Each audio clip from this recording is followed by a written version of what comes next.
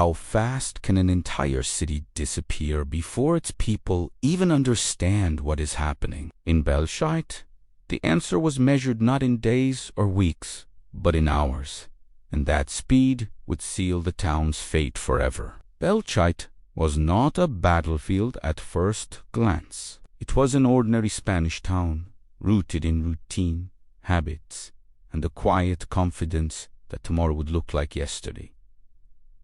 Narrow streets echoed with familiar voices. Doors were left unlocked. Shops opened as they always had. Families planned meals, not escapes. Yet beneath this fragile normality, forces far beyond the town were already in motion, turning Belchite into a strategic target long before its residents sensed danger. The year was 1937.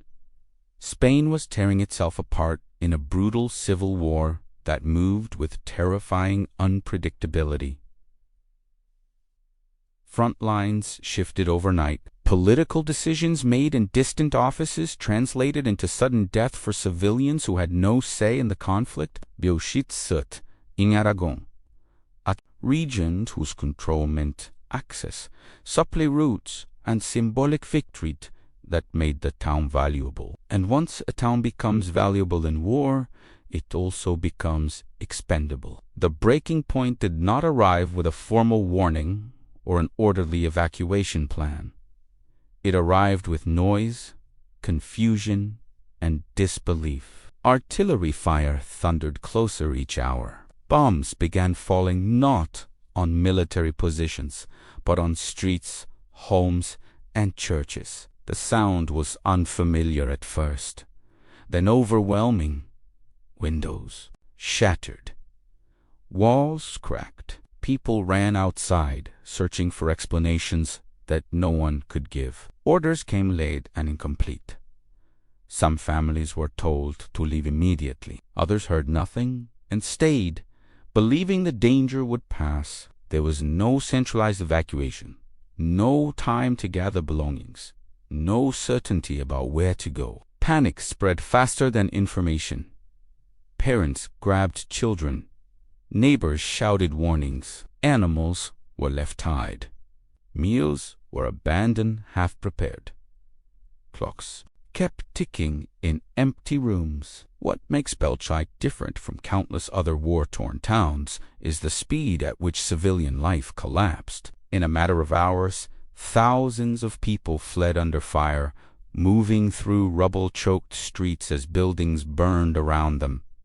Some escaped on foot. Others used carts or whatever vehicles still worked. Many carried nothing but documents and a single bag, convinced they would return in a few days. They never did. As the evacuation unfolded, something irreversible happened. The town did not empty gradually. It ruptured. Entire neighborhoods went silent almost at once. Homes stood open, frozen in the middle of daily life. Beds unmade, tables set, religious icons still hanging on walls. This was not an abandonment planned over weeks. It was a forced severing, violent and absolute. Those who fled looked back from the hills and saw Belchite, consumed by smoke and explosions. The city they had known was already gone, even though the buildings still stood. Within days, the battle intensified. Belchite became a front line, then a ruin, street by street, house by house. It was destroyed in fighting so intense that survival itself became unlikely for anyone who remained. When the guns finally fell silent, Belchite was unrecognizable. But the true tragedy had already occurred before the final bomb fell. The real disappearance happened the moment its people were expelled at speed, without choice, without preparation, without a future plan. A city without its population is no longer a city. It is a shell. What followed would make the evacuation even more disturbing. Unlike many towns damaged by war, Belchite was never rebuilt. The ruins were left standing on purpose. The silence became policy. The destruction became a message, and the people who fled were told, explicitly or implicitly, that there would be no return.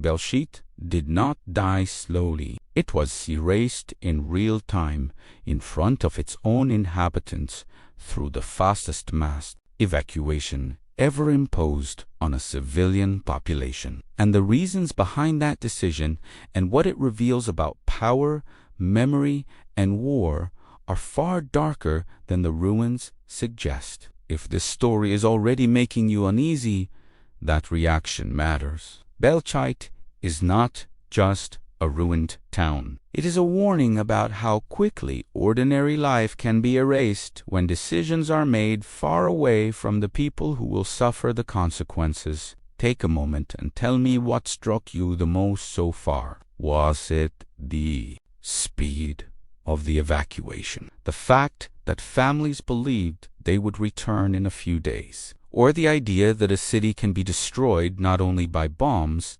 but by deliberate abandonment? Leave a comment below with your thoughts or your first theory about why Belchite was never allowed to recover. Your perspective helps shape how these forgotten stories are remembered and discussed. If you are finding value in this investigation, make sure to leave a like and subscribe to the channel. It tells the platform that deep, serious stories like this deserve to be seen. And it allows me to keep bringing you narratives that go beyond the surface. Before Belchite became a symbol of destruction, it was defined by something far more fragile and far more human: routine. The town did not wake up each morning expecting history to crush it. It woke up expecting work, meals, conversations, and sleep. Life moved at a predictable rhythm shaped by agriculture, local trade, and generations of shared habits. This is precisely what made its collapse so devastating. Nothing about Belchite felt temporary to the people who lived there. Belchite was a modest town in Aragon with a population of just under 4,000 residents before the war. Its streets were narrow, irregular, shaped by centuries of slow growth rather than modern planning. Stone houses pressed close together, offering shade in the summer and warmth in the winter. Churches anchored the town both physically and culturally. Bells marked time more reliably than clocks. Families lived close to one another, often in homes passed down through generations. The economy was simple and local. Farming dominated daily life. Wheat, olives, grapes, and small livestock sustained households and small markets. Shopkeepers knew their customers by name. Credit was personal, not institutional.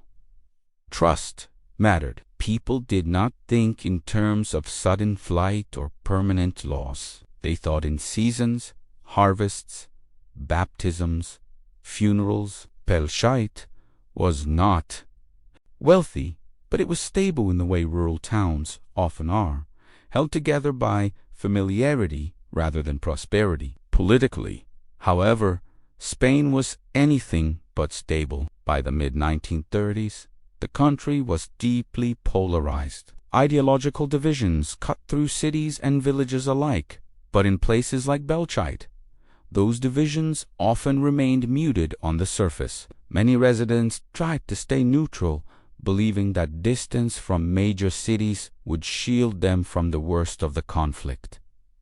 This belief would prove fatal. Belchite's location quietly undermined that sense of safety. The town sat near important routes connecting Zaragoza to other strategic areas. On a map used by military planners, Belchite was not a quiet agricultural community. It was a position, a node, a potential obstacle or asset, depending on who controlled it. This difference between how civilians saw their town and how armies saw it created a dangerous blind spot. As the Spanish Civil War intensified, reports of violence reached Belchite from surrounding regions. Stories of bombings, executions, and forced evacuations circulated through markets and family gatherings. Yet these accounts felt distant, almost abstract. War, people told themselves, was happening somewhere else. Surely it would not come here. Surely there would be time to leave if it did. This illusion of time was one of Belchite's greatest vulnerabilities. There were no sirens, no rehearsed evacuation routes, no stockpiled supplies. Even when tensions increased, daily life continued. Children went to school. Fields were worked. Weddings were planned. The normalcy itself became a trap, dulling urgency and delaying preparation until preparation was no longer possible. Another crucial factor was communication. Information traveled slowly and unevenly. Rumors spread faster than verified news. One family might hear that fighting was days away, another that it already passed. Local authorities themselves often lacked clear instructions. Orders from higher command changed rapidly as fronts shifted. What little guidance existed was inconsistent and often contradictory. Belchite also carried symbolic weight that its residents did not fully recognize. For the Republican forces, capturing or destroying the town would represent momentum and resolve. For the nationalists, holding it would signal resistance and control. This symbolic value meant that compromise was unlikely. Once Belchite was drawn into the logic of propaganda and morale, the safety of civilians became secondary. Inside the town, small warning signs appeared but were easy to dismiss. Increased military movement in nearby areas, occasional distant explosions, refugees passing through, exhausted and silent, refusing to explain what they had seen. These were moments when Belchite could have understood what was coming. But understanding requires accepting fear, and fear is often resisted until it is unavoidable. What is most haunting about Belchite before the collapse is how unremarkable it was. There was no mass exodus weeks in advance, no collective decision to abandon the town. People stayed because staying had always worked before. They trusted continuity. They trusted that tomorrow would arrive in a recognizable form. This is why the evacuation, when it came, felt less like a response and more like a rupture. The town had not been gradually emptied by fear. It had been full of life until the very last moment. And that fullness would make the emptiness that followed even more disturbing. Belchite did not choose to become a battlefield. It was selected. And that selection happened quietly, long before the first bomb fell or the first family ran for safety. The trigger that sealed Belchite's fate was not a single explosion or order shouted in the streets. It was a chain of strategic decisions made far from the town, in rooms where Belchite existed only as a name on a map. By the summer of 1937, the Spanish Civil War had entered a phase of brutal calculation. The conflict was no longer just about ideology. It was about momentum, territory, and symbolism. Republican forces were under immense pressure to demonstrate strength after a series of setbacks. Zaragoza, a major city held by nationalist forces, became a critical objective. Capturing it would be a psychological and strategic victory. But Zaragoza was heavily defended. A direct assault would be costly and uncertain. Military planners looked for alternatives. They needed a diversion, a way to stretch enemy resources, force redeployments, and create the impression of unstoppable advance. Belchite, sitting east of Zaragoza, suddenly took on a new meaning, not as a community, not as a home to thousands of civilians, but as a leader. If Belchite could be taken or destroyed, it would pull attention and troops away from Zaragoza. In war logic, that made it useful. This is where the invisible trigger was pulled. Orders were issued that redefined Belchite's role without informing its population. The town was designated as a key objective in what would later be known as the Battle of Belchite. From that moment on, its destruction was no longer an accident or a possibility. It was an acceptable outcome. Civilian presence became an inconvenience, not a constraint. What makes this especially disturbing is how quickly military necessity overrode civilian reality. There was no serious attempt to organize a safe, orderly evacuation. In advance, there was no corridor planned, no timeline communicated, no resources allocated to protect those who lived there. Speed mattered more than safety. Surprise mattered more than preparation. Belchite's people were expected to react, not to be protected. As Republican forces advanced, artillery positions were established around the town. Bombardments began with the goal of weakening defenses and breaking resistance. But Belchite was not a fortress. It was a town of homes, churches, shops, and narrow streets. Shells tore through civilian structures because those structures were the structures. There was no separation between military targets and civilian life. Nationalist forces, for their part, reinforced Belchite precisely because of its sudden strategic importance. This turned the town into a trap. Civilians were caught between advancing attackers and defenders determined to hold ground at any cost. Once both sides committed, retreat was no longer simple. Belchite was locked into a role it could not escape. Another layer of the trigger was propaganda. Republican leadership needed a visible victory to boost morale and justify sacrifices. Belchite was framed as a symbol of resistance and determination. This framing would later justify leaving the ruins untouched as a monument to struggle. But monuments are built from loss, and that loss was paid by civilians who never consented to become symbols. Inside Belchite, none of this was fully understood. People heard distant fighting and assumed it would move past them, as conflicts often had in the past. They did not know that their town had already been written into military plans as expendable. The disconnect between lived reality and strategic intent was total. When evacuation orders finally came, they were rushed and chaotic because the decision to attack had already been made. The trigger had been pulled weeks earlier, silently. The evacuation was not designed to save the town's population, was designed to clear the battlefield as quickly as possible. That distinction matters. As the battle intensified, Belchite became the stage for one of the most destructive urban engagements of the war. Street fighting reduced buildings to rubble. Churches collapsed. Fires spread unchecked. By the time the fighting ended, Belchite was no longer a place that could be returned to. Even if the residents had wanted to rebuild immediately, there was nothing left to rebuild upon. And yet, the most unsettling aspect is this.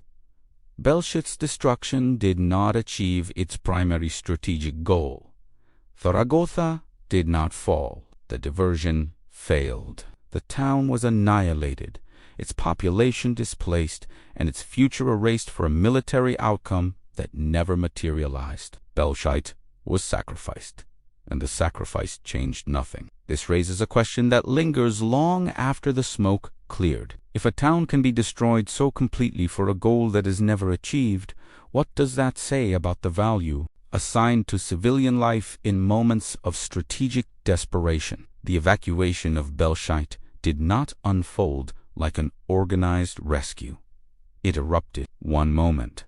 Families were still debating whether to stay or leave. The next, survival depended on movement, instinct, and luck. Orders arrived fragmented and late, carried by messengers who themselves barely understood the scale of what was coming. There was no single command center coordinating the exit. There was only urgency, shouted instructions, and the growing roar of artillery closing in. As bombardments intensified, the idea of a safe window vanished. People were told to leave immediately, then told to wait, then told again to run.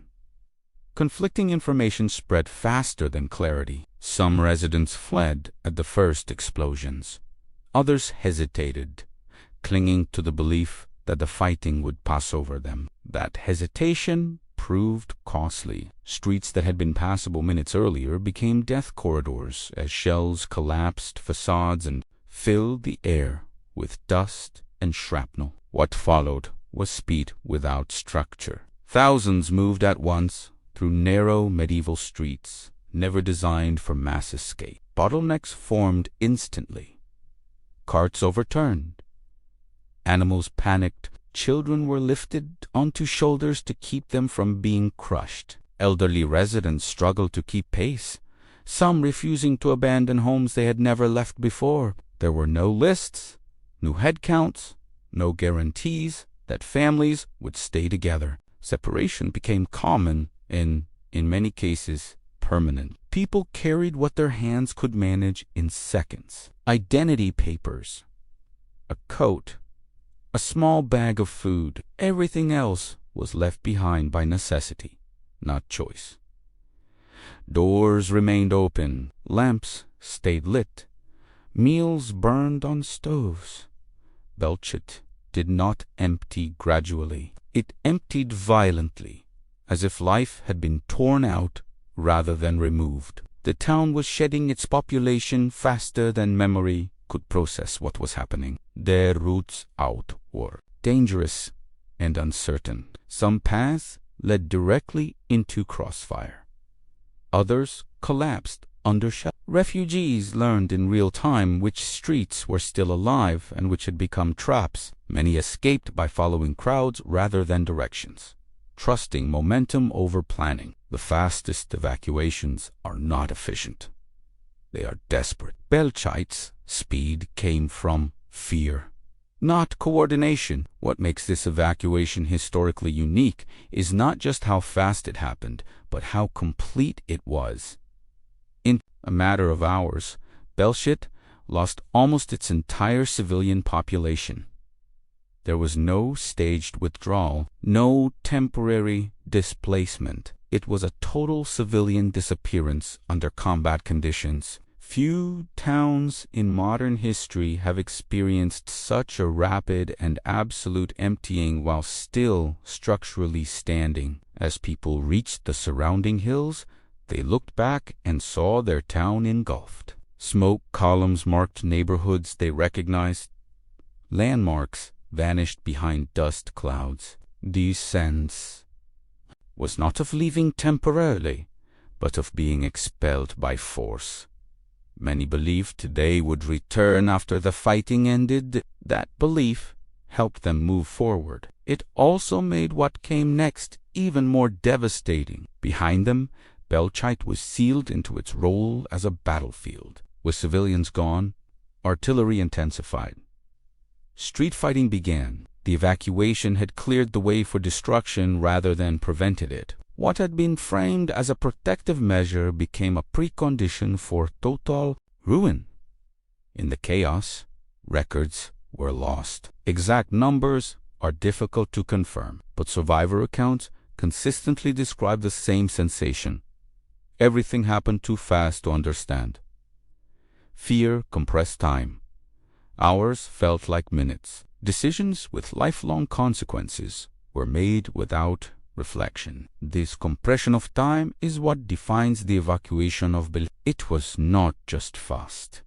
It was disorienting, overwhelming, and irreversible. When silence finally returned, it did not mean safety. It meant absence. The evacuation was over, but nothing had been preserved. The town had been emptied so quickly that no plan for return existed. No authority stepped forward to guide people back. No reconstruction began. The speed that saved lives in the moment also erased any pathway home. When the last civilians crossed the hills around Belchite, they believed they had abandoned a town, not their lives. What remained behind was not rubble yet. It was something far more unsettling. Belchite was still structurally alive, but human presence had been ripped out mid-motion.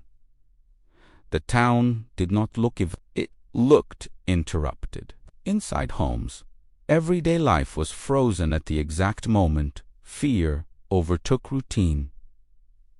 Kitchen tables were still set. Pots sat on stoves, some burned dry, others never turned off. Bread hardened where it had been left. Doors were open, not because people chose to leave them that way, but because there was no time to close them. Windows shattered later, but at the moment of flight, many were still intact, framing rooms that would never be used again.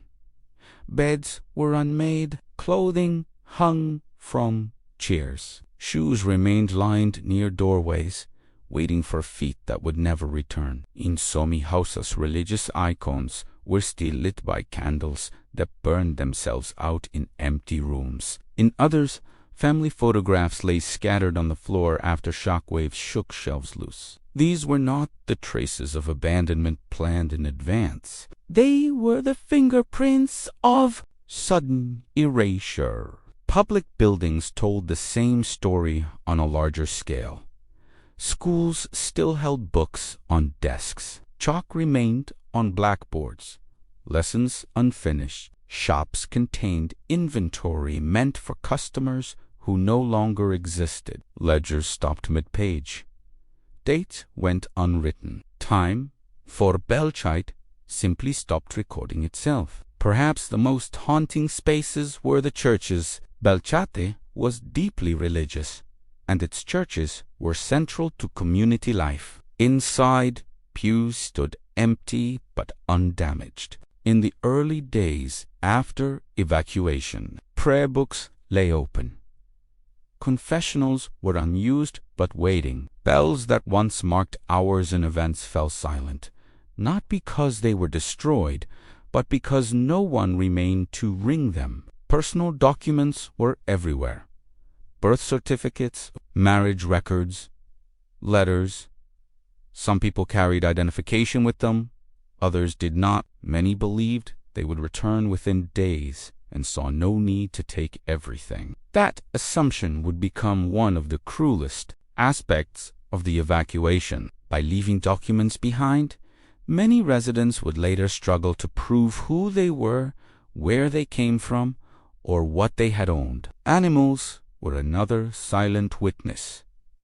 Livestock remained trapped in stables. Dogs waited tied near doorways. Chickens wandered freely, confused by the sudden absence of humans. Some animals died where they were left. Others escaped and roamed the ruins 4 days before the fighting destroyed what little shelter remained. The evacuation saved human lives in the immediate sense, but it left behind a town still breathing in fragments. As the battle intensified, these traces were gradually erased. Artillery collapsed roofs onto rooms full of personal history. Fires consumed papers that recorded generations. Explosions rearranged interiors so violently that later visitors could not always tell where one room ended and another began. But in the first hours and days after evacuation,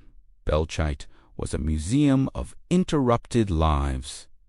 What makes this especially disturbing is that much of what was left behind had no military value. It was destroyed not because it mattered to the conflict, but because it was in the way. War does not distinguish between what is symbolic and what is personal. A family table and a defensive position are both obstacles. Once a city is declared expendable, survivors who later spoke about Belchite often described recurring dreams, not of bombs, but of returning home and finding objects exactly where they had left them. a cup, a coat, a door half open. Those dreams ended abruptly when they learned the truth. They would never be allowed to return. The objects they remembered no longer existed, and even if they did, the town itself had been condemned. Belchite's abandonment created a paradox. Everything left behind proved how alive the town had been moments earlier, and yet those same objects would soon serve as evidence that the town was now officially dead. The ruins became testimony not to ancient history, but to a recent life deliberately cut short. When historians and visitors later walked through the ruins, they often focused on collapsed walls and bullet-scarred facades, but the real story of Belchite was written in the absence of people who should have been there, and in the mundane objects that had no chance to follow them. Once Belchite was emptied of its civilians, the town ceased to be a place that needed to be spared. It became terrain with no families left to protect, no schools to preserve, no daily life to interrupt.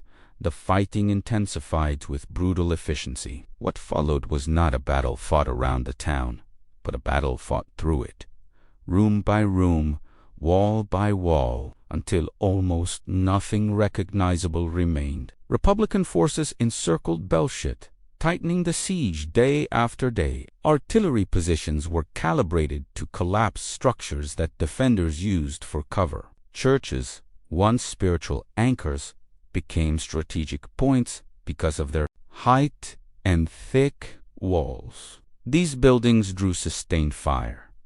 Towers fell. Roofs caved in. Streets filled with rubble so dense that movement required climbing rather than walking. Nationalist troops refused to withdraw, turning the ruins into defensive strongholds. Cellars became bunkers. Windows became firing ports. The medieval layout of Belchite, once designed for community and protection, now trapped fighters inside narrow corridors where every meter was contested. Progress was measured in meters gained and bodies lost. The siege dragged on for weeks. Water ran out. Supplies dwindled. The town that had been evacuated in hours was destroyed over days. With deliberate persistence, explosions echoed endlessly, reshaping the skyline until landmarks disappeared entirely. By the time resistance collapsed, Belchite was no longer damaged. It was obliterated. When the guns finally fell silent, something even more unsettling took hold. Silence did not mean peace. It meant absence. No civilians returned.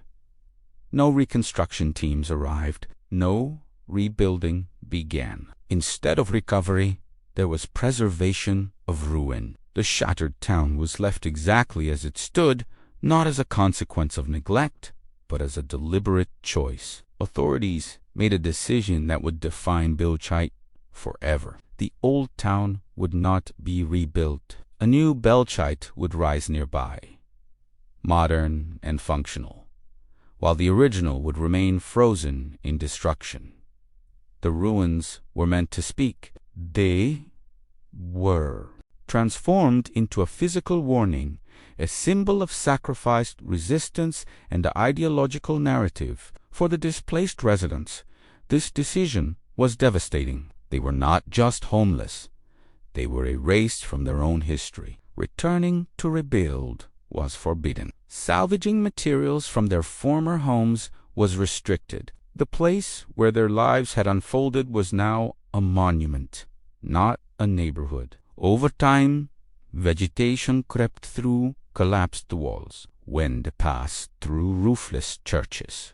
The town produced no sounds except footsteps and echoes.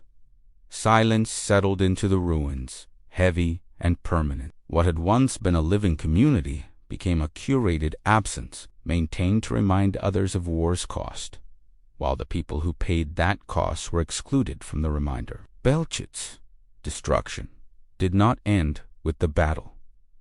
It continued in policy. By choosing not to rebuild, authorities ensured that the evacuation was final, not temporary. The fastest evacuation in history was followed by the most absolute abandonment. No return, no restoration, only memory, filtered through ruins. Standing in Belchite today, one does not hear echoes of battle. One hears the weight of what never came back.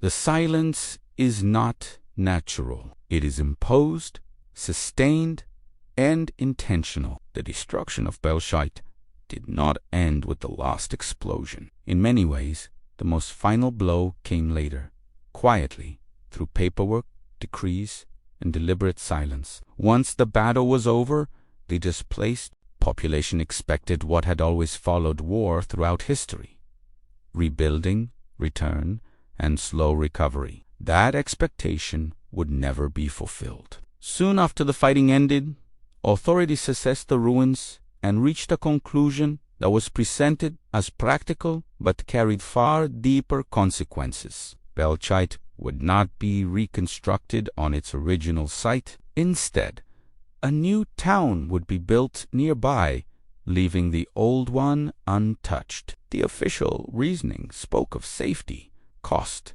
and modernization. The unspoken reality was about control, narrative, and memory. Rebuilding Belchite would have meant restoring civilian life, normalizing the destruction, and allowing survivors to reclaim their past. Leaving it in ruins turned the town into a permanent symbol. A symbol is easier to manage than a living community. It does not argue, vote, or demand compensation. It simply stands as evidence shaped by those who decide how it should be interpreted. Legal measures followed quickly. Property claims became complex or impossible to resolve. Ownership records had been destroyed in the fighting. Boundaries were unclear. Compensation, when offered, was minimal and inconsistent. Former residents were redirected to the newly built town, encouraged to accept replacement housing rather than insist on return. Resistance was discouraged, sometimes openly, sometimes through administrative exhaustion. This policy fractured the population. Families that had lived side by side for generations were resettled unevenly. Some adapt, others never did. The new town offered shelter, but not continuity. Streets were wider, buildings newer, but the sense of belonging could not be replicated. The old Belchite remained visible from a distance, a constant reminder of what had been taken and deliberately withheld. The ruins themselves became managed space. Access was controlled. Certain areas were restricted. Over time, the town was repurposed as a site of remembrance shaped by political interests. Tours emphasized heroism and sacrifice while minimizing the civilian costs of displacement. The story told by the ruins did not belong to those who had lived there. It belonged to those who controlled the narrative. For many survivors, this was the second evacuation. The first had been physical, forced by bombs and fear. The second was emotional and historical. They were pushed out of their own past, unable to return, unable to rebuild, and increasingly unable to tell their version of events. Memory became contested territory. The decision not to rebuild ensured that Belchite's evacuation was permanent. What began as a rapid response to immediate danger was transformed into lifelong exile. The speed that once saved lives now guaranteed that nothing would ever be restored. Today, the ruins still stand. Walls lean inward.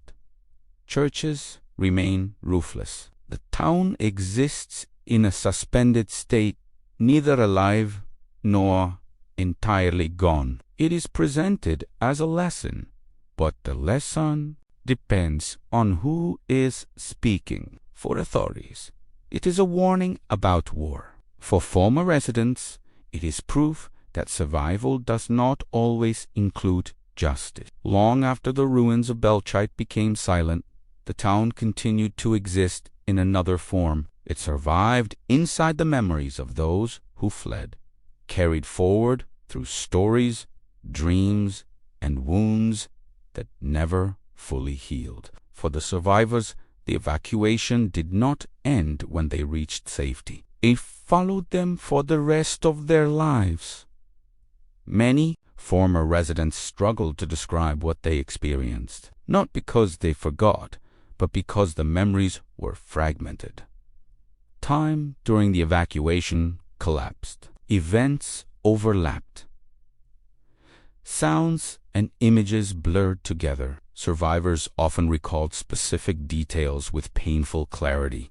A child's hand slipping from theirs in the crowd, the smell of smoke mixed with dust, the moment they realized they could not turn back. These memories returned uninvited, often decades later. One recurring theme in testimonies is disbelief. People could not accept that their town had been permanently erased, even years after the war.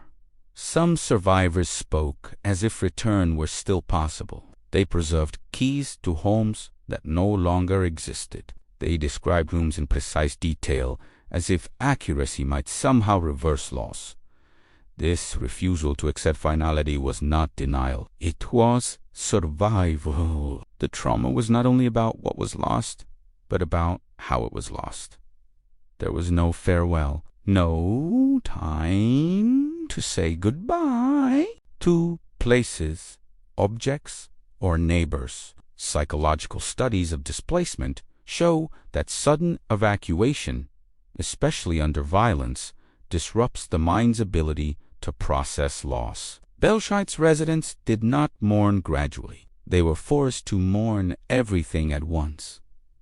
For children, the damage took different forms. Many grew up without clear memories of Belchite, yet inherited the trauma through silence. Parents avoided speaking about the town because speaking hurt. That silence created gaps, unanswered questions, and a sense of something missing without explanation. For some, identity became unstable. They were from a place that technically no longer existed. Older survivors carried another burden. They remembered the town clearly and watched it disappear while they lived on. Some spoke of guilt, of surviving when neighbors did not, of leaving relatives behind who never escaped. Others spoke of shame, not justified but deeply felt, for abandoning homes and belongings, even though they had no choice. The prohibition against returning to Belchite intensified this trauma. Many survivors visited the ruins decades later, walking through streets where they once played as children. They described the experience as unsettling rather than comforting. The town looked familiar and alien at the same time.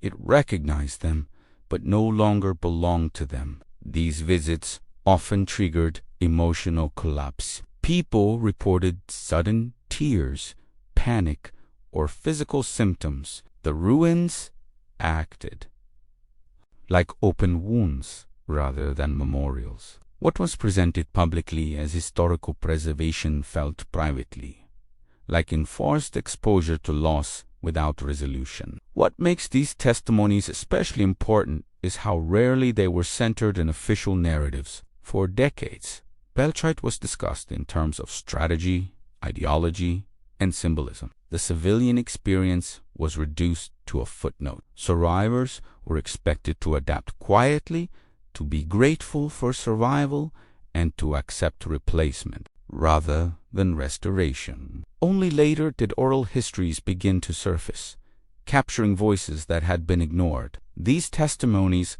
revealed a consistent pattern. Survival did not mean recovery. The fastest evacuation in history saved lives, but it also produced a lifetime of displacement, unresolved grief, and fractured identity. Listening to these stories forces a difficult realization.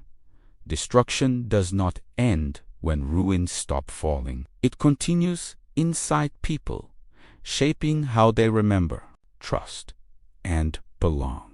Belchite lives on not only as stone and silence, but as an inherited trauma carried forward by those who never truly left. After the fighting ended and the civilians were gone, Belchite entered a new phase of existence. It stopped being a town and became a message. What remained of its streets and churches was no longer treated as the aftermath of a tragedy, but as material for meaning, carefully shaped to serve political and ideological purposes. From the very beginning, the ruins were framed not as evidence of civilian suffering, but as proof of sacrifice and resolve. Different sides of the conflict used Belchite to reinforce their narratives. For some, it symbolized heroic resistance. For others, it represented the necessary costs of victory. In both cases, the town's destruction was stripped of personal detail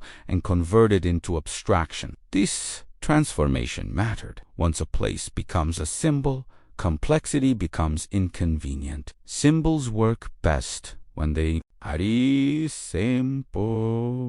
Belchite's ruins were presented as frozen testimony, but testimony without voices. The stories of families, of rushed evacuations, of lives cut short or displaced indefinitely, were overshadowed by broader ideological interpretations. Guided visits emphasized architecture and battle damage rather than human absence. Bullet holes were pointed out. Collapsed towers were explained. What was rarely mentioned was who slept beneath those roofs, who cooked in those kitchens, who would never return.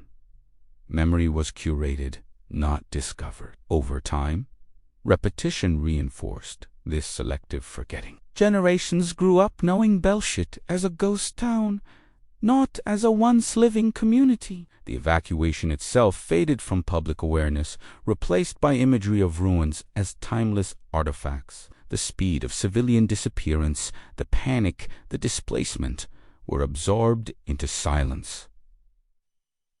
Propaganda does not always lie. Sometimes it simply omits. By omitting the voices of the displaced, Belchite became a lesson without empathy. Visitors were encouraged to reflect on war in general, not on responsibility in particular. The question shifted from who suffered to what does this represent. This symbolic use also protected decision-makers from scrutiny. If Belchite was a necessary sacrifice, then accountability dissolved into inevitability. The fastest evacuation in history became a footnote rather than a moral turning point. Speed was reframed as efficiency, absence as destiny. For survivors, this reframing was painful. Their personal losses did not align with the official story. The ruins that were supposed to honor sacrifice instead erased individual grief. Many avoided returning because the narrative imposed on the site did not reflect their truth. Belchite teaches a deeper lesson about memory. What societies choose to remember is shaped as much by power as by fact. Ruins can speak, but only if people are allowed to listen fully. When history is filtered, silence becomes part of the architecture. Belchite stands today not only as a reminder of war's destruction, but as evidence of how easily suffering can be repackaged. Once those who lived it are no longer present to object, Belchite no longer exists as a functioning city, yet it has never truly disappeared. Its legacy lives in a strange space between presence and absence, between what is visible and what is deliberately left unsaid. The ruins still stand exposed to wind, sun, and time, but the most enduring impact of Belchite is not architectural. It is ethical. The fastest mass evacuation in history is often described as a logistical anomaly, a footnote of extreme wartime urgency. But when viewed in full, it becomes something far more unsettling. Belchite reveals how quickly civilian life can be erased when speed becomes a priority and humanity becomes secondary. The town was not only destroyed by bombs, it was undone by decisions that treated people as variables rather than lives.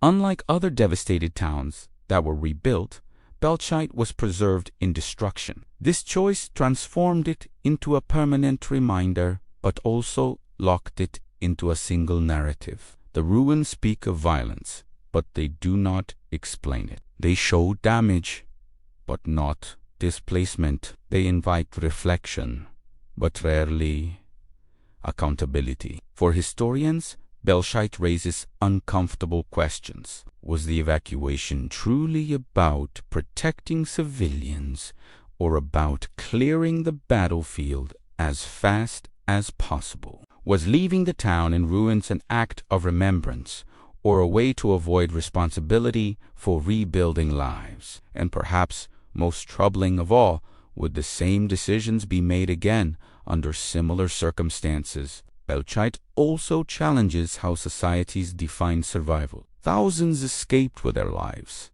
yet lost their homes, their community, and their connection to place. Survival without return created a generation of people suspended between past and present, belonging fully to neither. The legacy of Belchite is not only ruined, but displacement normalized as acceptable collateral. Today, visitors walk through Belchite streets in silence. Cameras capture crumbling walls and empty windows. What is harder to capture is the speed with which everything vanished, and the permanence that followed. The town was emptied in hours, destroyed in weeks, and frozen for decades. Few places illustrate so clearly how temporary decisions can produce permanent consequences. Belchite endures as a warning, not only about war, but about memory, about how easily suffering can be converted into symbolism, and how quickly real people can disappear from historical focus once their usefulness ends. The ruins remain, but the lives that gave them meaning are absent by design, and that leaves one final question hanging over Belchite, unanswered and deeply uncomfortable. When history moves too fast to protect its civilians and then freezes the result as a lesson, who is that lesson really for? If you've stayed until this moment, it means this story mattered to you. Belchite is not just a ruined town. It is a warning about how quickly lives can be erased, how silence can be institutionalized, and how memory can be shaped after the damage is already done. I want you to leave a comment right now with the word Belchite and tell me one thought that stayed with you from this story. Was it the speed of the evacuation, the decision to never rebuild, or the way the people were slowly erased from their own history? If this video made you reflect, make sure to like it. That simple action helps these forgotten stories reach more people. And subscribe to the channel if you want more deep investigations into abandoned cities, dark historical decisions, and the human cost hidden behind ruins. On your screen right now is another story you should not miss. Click on the next video and continue exploring the places history tried to forget.